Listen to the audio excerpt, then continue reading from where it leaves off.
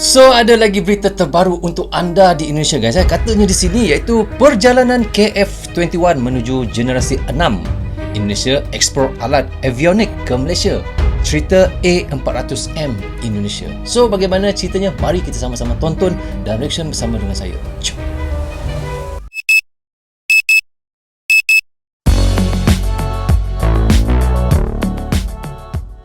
Hai guys, Assalamualaikum. Apa khabar semua? Berjumpa lagi kita di dalam Brozul Channel guys. Apa khabar anda orang Indonesia, orang Malaysia, orang Brunei, orang Singapura dan di seluruh dunia? Apa khabar anda semua? Saya doakan semoga anda sentiasa sehat, sentiasa dalam rahmat Allah, sentiasa dalam lindungan Allah dan sentiasa diberkati oleh Allah SWT. Itulah sebaik-baiknya rezeki yang Allah berikan kepada kita, iaitu kesihatan dan umur yang panjang. Okey guys, hari ini kita nak mereaction lagi satu lagi video daripada Indo Magazine. Kini subscribernya adalah 765,000 guys. Wow, sangat banyak guys. Anda boleh pergi ke channelnya, klik butang subscribe dan klik butang loceng tanda sokongan anda kepada Indo Magazine guys. Dan baru-baru ini saya telah dikunjungi oleh Indo Magazine di bahagian komentar YouTube saya guys. Bukan dia berjumpa dengan saya guys. Tapi saya rasa sangat gembira guys kerana channel yang sebesar Indo Magazine sudi untuk datang mengomentar di bawah kolom komentar channel saya guys. Wow, sangat bangga. InsyaAllah doakan kami semoga kami dapat berjumpa guys. So, tajuk yang kita nak reactionkan hari ini adalah perjalanan KF21 menuju generasi 6. Indonesia ekspor alat avionik ke Malaysia. Cerita A400M Indonesia. So guys, bagaimana ceritanya? Mari kita sama-sama tonton dan reaction bersama dengan saya.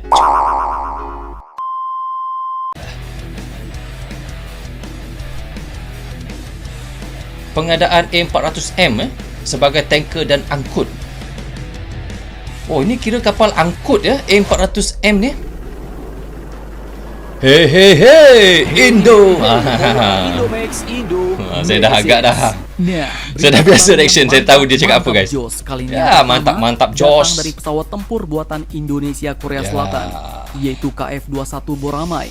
Di mana baru-baru ini KAI telah merilis video promosi barunya bos. Dan dijelaskan juga ternyata KF21 dalam perkembangannya kini akan ditingkatkan lagi ke tingkat yang sama dengan pesawat generasi kelima seperti F35.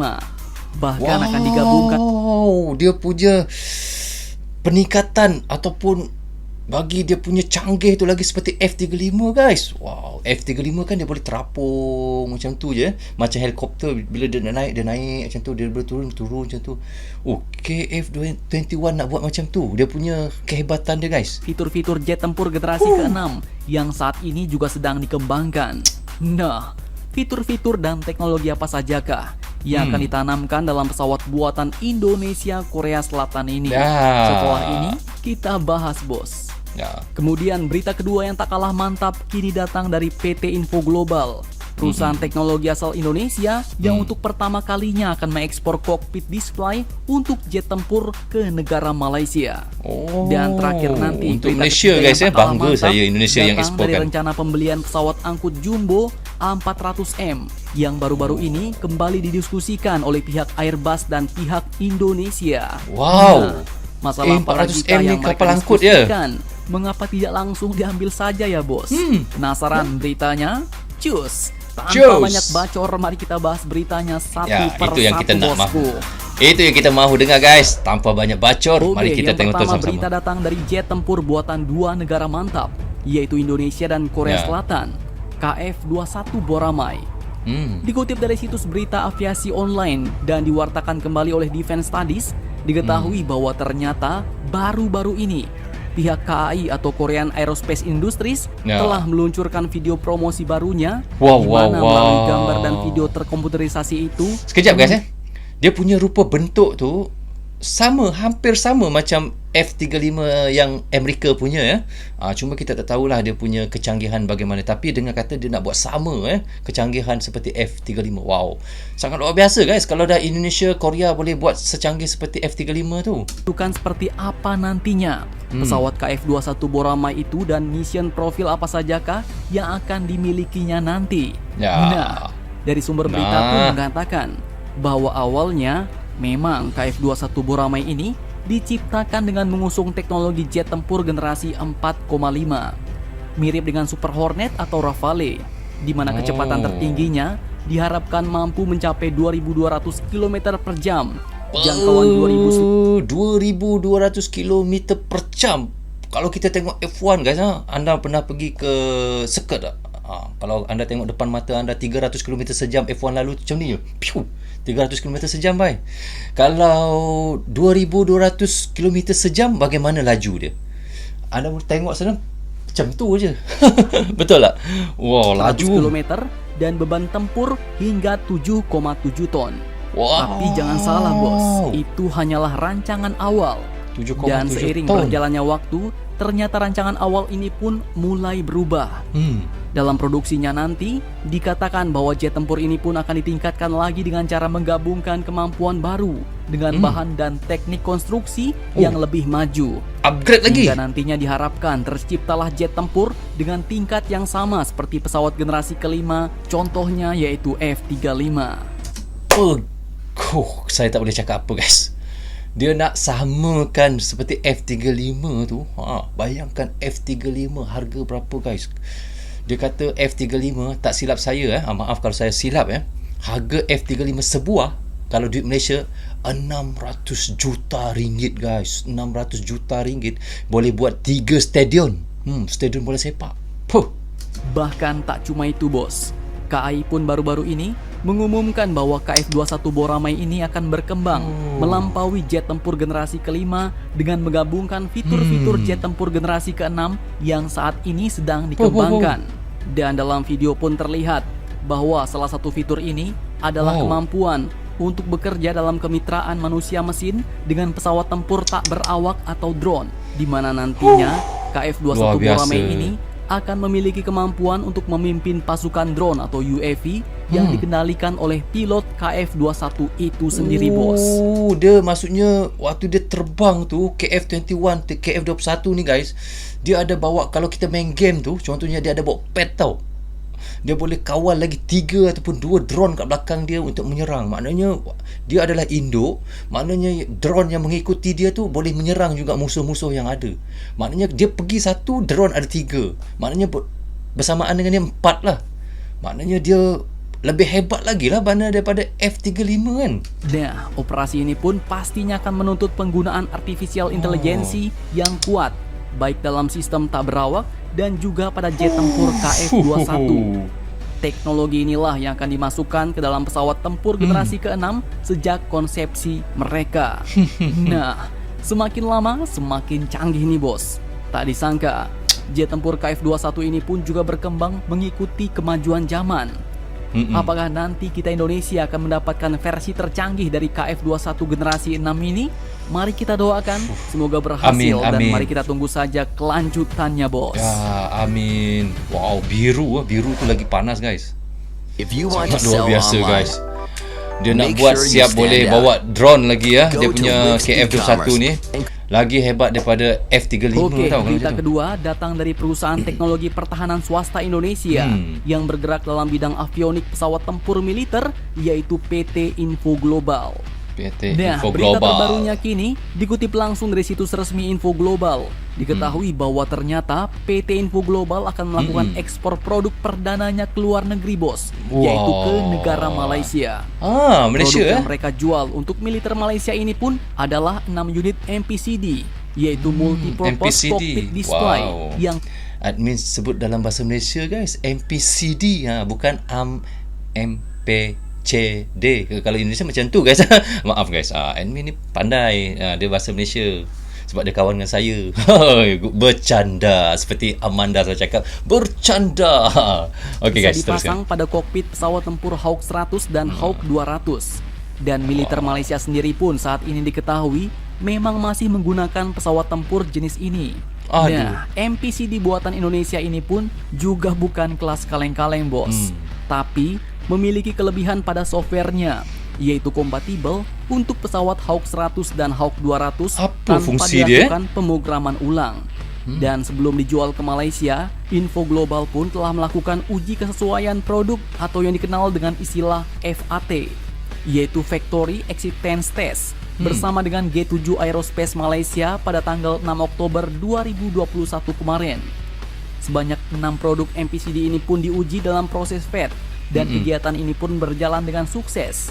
Bahkan sebelum FET dilaksanakan, MPCD pun juga telah menjalani proses quality control untuk menjamin kualitas produk.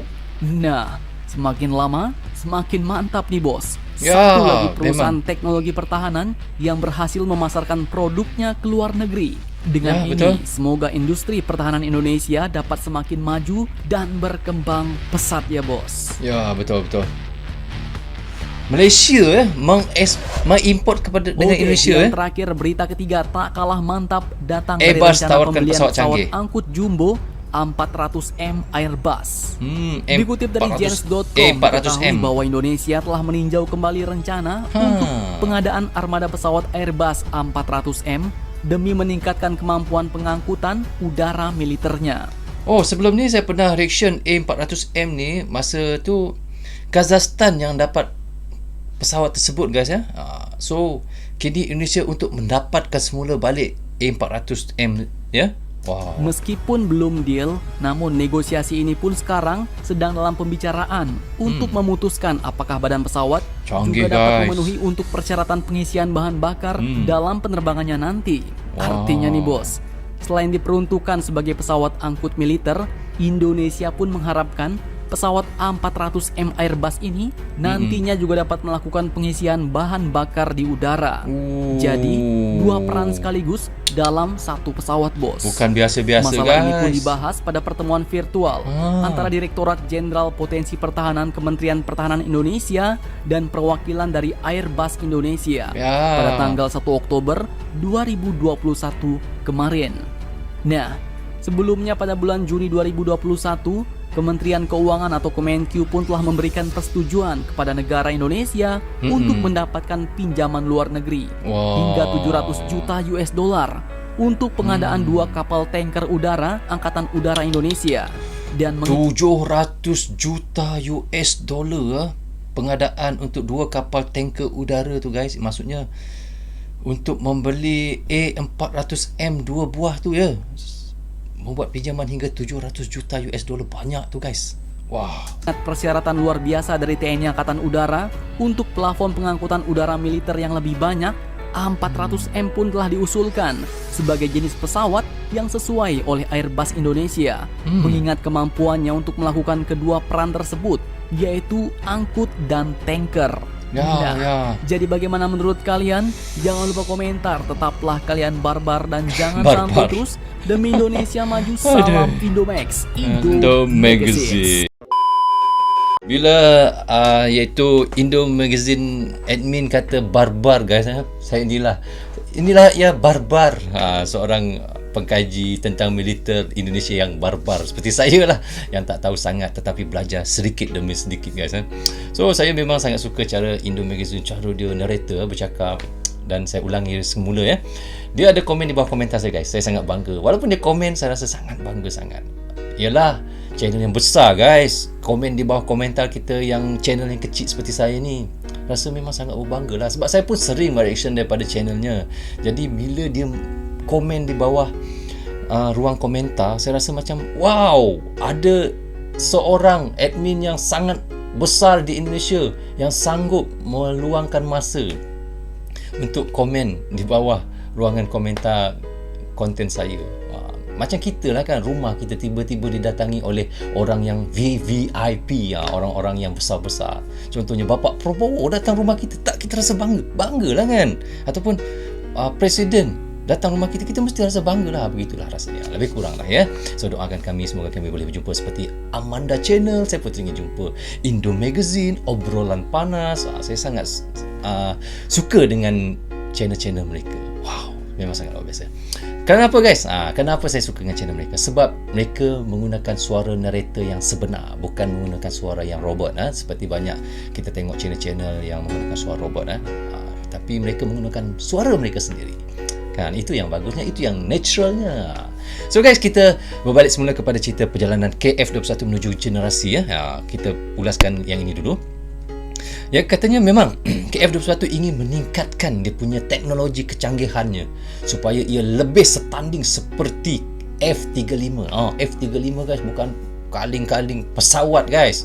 F-35 ni Maaf guys kalau saya silap, harga je kalau wang Malaysia hampir 600 juta ringgit guys. 600 juta ringgit guys. Kalau di Malaysia ni boleh buat 2 stadion guys. Stadion yang besar seperti Bukit Jalil. Tahu kan Bukit Jalil? Lebih kurang begitulah. Mahal, sangat mahal. Bukan murah guys. Tapi KF21 ingin menandingi sehebat, dan dia boleh ada drone lagi tu. Kalau kita main game ada pad belakang 3 mengikut. Wow, memang sangat luar biasa guys. Itulah kehebatan antara kerja tangan orang Korea dan Indonesia. KF21. Bangga anda menjadi orang Indonesia guys. Kena banggalah kan. Kita nak bangga pada siapa lagi kalau bukan kepada buatan anak negeri sendiri. Betul tak? Dan kita ulas lagi satu cerita, iaitu Indonesia ekspor alat avionik. Malaysia yang membeli tu, bukan negara lain yang membeli. Malaysia sendiri yang membeli. Sangat bangga kan? Malaysia menyokong produk Indonesia. Saya rasa bangga guys, sebab saya pun sentiasa mereaction berita-berita daripada Indonesia, cerita-cerita daripada Indonesia, seperti Indo Magazine, update pertahanan, obrolan panas, Amanda Channel, banyak lagi lah yang saya reactionkan. Angkatan bersenjata, itu angkatan bersenjata tu pun, tu tak silap saya Indo Magazine juga punya tu. Anda boleh pergi ke channel Angkatan Bersenjata guys, klik butang subscribe-nya. So satu lagi cerita yang kita nak komen sini, iaitu tentang cerita A400M, iaitu pesawat pengangkut yang ingin dibeli oleh Indonesia. Dulu sebelum ni tak silap saya Kazakhstan dapat pesawat tersebut, Indonesia tak dapat. Tapi kini Indonesia cuba semula untuk mendapatkan A400M tersebut, dan bajet untuk membeli pesawat tersebut adalah, kalau wang US dollar guys, untuk 2 buah saja, bukan 5 buah, 10 buah, 2 buah saja, Indonesia perlu mendapatkan pinjaman 700 juta US dollar. Lama saya nak fikir berapa yang saya nak sebut tu tadi. Banyak tu guys, 700 juta US dollar kalau didarab dengan wang Malaysia. Maaf guys, saya sentiasa mendarabkan ataupun mengkalikannya dengan wang Malaysia, sebab saya kalau nak kata di-compare dengan wang Indonesia, saya tak tahu. Jadi saya comparekan dengan wang Malaysia. 700 juta guys, kalau US dollar, kalau dicampur dengan wang Malaysia, hampir 2,8 ribu juta. Wow, banyaknya. Mahal pesawat tersebut bukannya murah. Saya ingatkan harga pesawat angkut ni lebih kurang dalam 200 juta, 300 juta macam tu harga, tapi sangat mahal lah pesawat pengangkut ni. Patutlah dia boleh mengangkut macam-macam kan, sebab tu dia sangat mahal lah. Lain kalau pesawat tempur dia murah sikit betul tak guys? So okay guys, sampai di sini saja untuk reaction sekali ini. Semoga manfaat untuk kami di Malaysia dan untuk anda di Indonesia juga. Jangan berhenti menyokong Brozul Channel. Tanpa sokongan anda tiadalah Brozul Channel di dalam YouTube ini. Saya juga minta maaf sekiranya ada tersilap kata dan tersilap cakap sepanjang saya melakukan reaction guys, kerana saya manusia biasa, tak akan pernah terlepas daripada melakukan kesilapan. So guys, Assalamualaikum, goodbye, bye bye.